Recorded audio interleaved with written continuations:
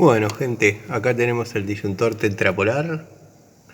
Vamos a tratar de que se vea que en las tres fases llega a carga.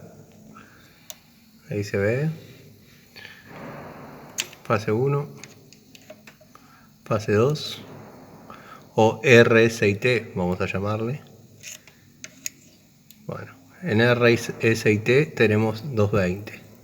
Obviamente son 220 porque está la punta en el neutro. Obviamente acá no, es el neutro. Vamos a R, llamémosle.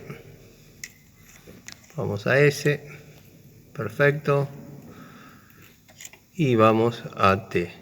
¿Ves? Vemos que no tenemos corriente, no sale corriente del disyuntor. Voy a elaborar un pequeño puente y vamos a verificar si este es el problema de la situación. Hay una fase que no está funcionando. Como vemos, entra corriente, o sea que sale del medidor, sale de los NH, sale del medidor, pero no sale del disyuntor. Salió un versito. Esto está lindo hacerlo al oscuro para que se aprecie bien los neones, pero bueno,